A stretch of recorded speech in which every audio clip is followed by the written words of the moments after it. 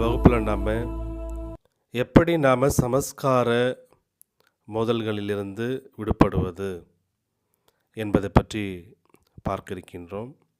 பாபா அடிக்கடி முரளியில், குழந்தைகளே, ஒருவர் மற்றவரின் சமஸ்காரங்களோடு ஒத்துப்போங்கன்றார். சமஸ்காரங்களினுடைய சந்திப்பின் ராச நடனம் ஆடுங்கள் என்றெல்லாம் கூறுகிறார். பொதுவாக சமஸ்காரம் மோதல் என்பது எப்போ ஏற்படும்? அதிகமாக ஒரு குழுவாக இருக்கும் பொழுது அல்லது சேவக்களத்தில் நாம் வரும் பொழுது இந்த சமஸ்காரம் மோதல் என்பது வருவதற்கான வாய்ப்புகள் பார்த்திங்கன்னா அதிகமாக இருக்கின்றது. எப்படி நம்ம சமஸ்காரம் மோதல் இல்லாமல் ஒருவர் மற்றவரின் சமஸ்காரங்களோடு எப்படி இணைந்து சென்று வெற்றியாளர் ஆகுவது என்பதை பற்றி அவ்யக்த முறையில் கூறியுள்ள சில முக்கியமான கருத்துக்களை நாம் இப்பொழுது பார்ப்போம். பாபா என்ன சொல்கிறாருன்னா, குழந்தைகளை அனுசரித்து செல்லுங்கள்ன்றார். இந்த அனுசரித்து போகக்கூடிய சக்தியை நீங்கள் உங்களுக்குள்ளே கொண்டு வாங்க. இதுக்கு விசேஷமாக பார்த்திங்கன்னா நம்ம நாடகத்தினுடைய ஞானத்தை நம்ம அப்ளை பண்ணலாம். பாபா நாடகத்தை பற்றி என்ன சொல்லியிருக்கிறாரு? குழந்தைகளே, இந்த எல்லையற்ற நாடகத்தில் ஒவ்வொரு ஆத்மாவினுடைய பாகமும் தனித்தனி என்றார். ஒவ்வொருத்தவங்களும் அவர்களுக்குரிய நடிப்பை ஏற்று இந்த எல்லையற்ற நாடக மேடையில் நடித்து கொண்டிருக்கின்றார்கள். அப்போ எப்போ நாம் புரிந்து கொள்கின்றோமோ, அவங்களுடைய பாட்டு அவங்க நடிச்சிட்ருக்கிறாங்க அப்படின்றத நம்ம புரிந்து கொள்கின்றோமோ, அப்பொழுது நாம் மற்றவர்களை அனுசரித்து செல்வது ரொம்ப எளிதாக நமக்கு இருக்கும். இரண்டாவது, பாபா சொல்கிறாரு, குழந்தைகளே, எல்லோரிடத்திலும் இனிமையாக பழக வேண்டும், அன்பு கொள்ள வேண்டும், சரள சுபாவம் உடையவராக இருக்கணுன்றார். இனிமையாக பழகுதல், அன்பு கொள்ளுதல், சரள சுபாவம் உடையவராக இருத்தல்.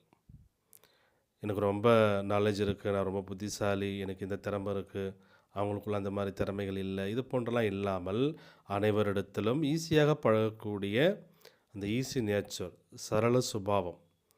இந்த சரள சுபாவம் உடையவராக எப்போது நாம் இருக்கின்றோமோ அப்பொழுது அங்கே சமஸ்காரம் மோதல் இல்லாமல் சமஸ்காரத்தினுடைய சந்திப்பு என்பது ஏற்படுன்றார்.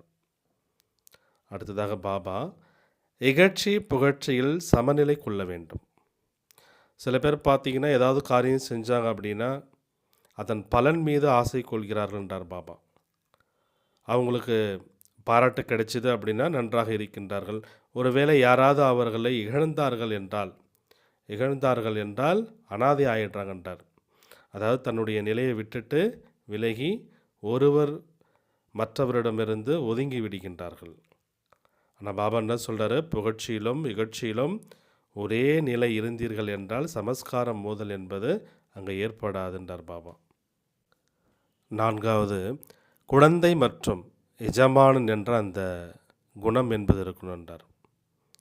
ரெண்டு சமமான ரூபத்தில் இருக்கணும், குழந்தை மற்றும் எஜமானத்தன்மை. குழந்தை ஆவதுன்னா என்ன அர்த்தம்? எதை பற்றியும் சிந்திக்காமல் கிடைக்கும் கட்டளையை ஏற்று அதன்படி நடப்பது, இதான் குழந்தை ஆவது. எஜமானன் ஆவதுன்னா என்ன அர்த்தம்?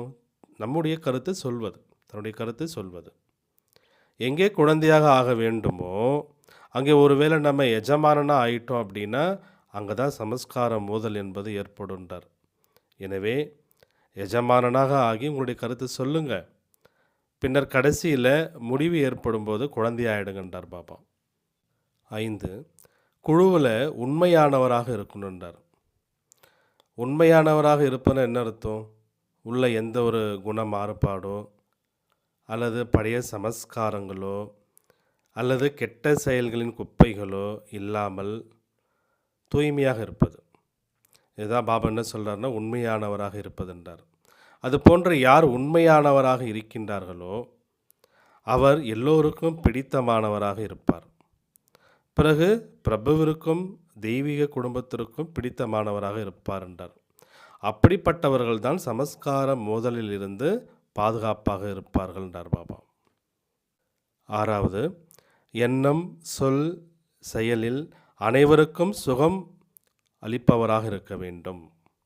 நான் பேசக்கூடிய வார்த்தைகள் மற்றவர்களுக்கு ஒரு டென்ஷனோ இல்லை வெறுப்போ ஏற்படுத்தக்கூடிய அளவுக்கு இருக்கக்கூடாது என்றார்.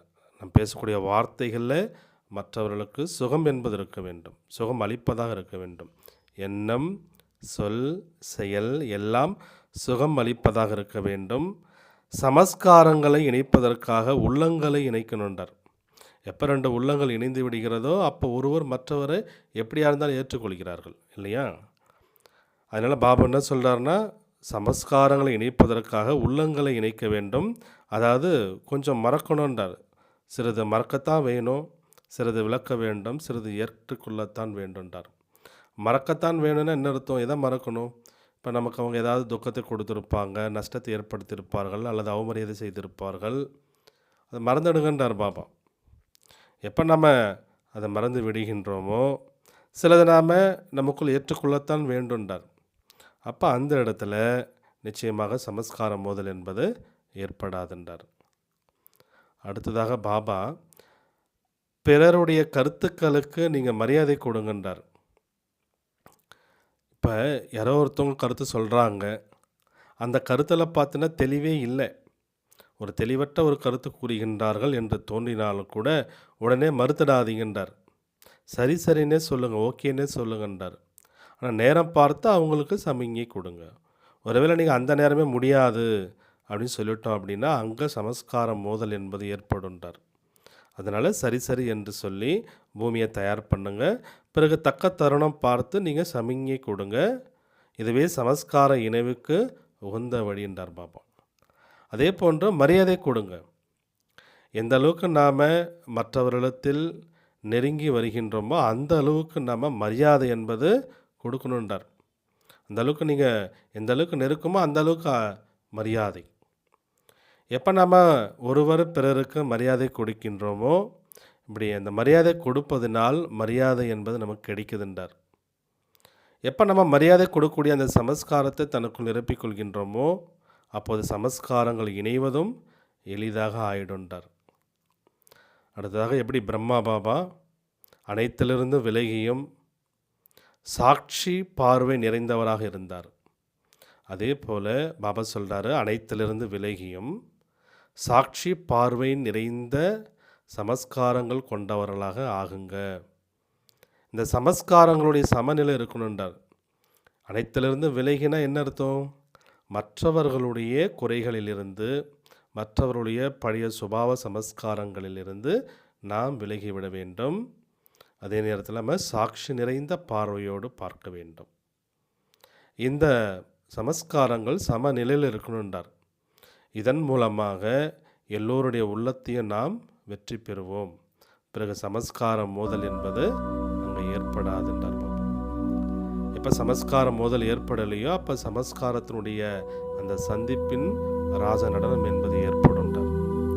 நல்லது. ஓம் சாந்தி.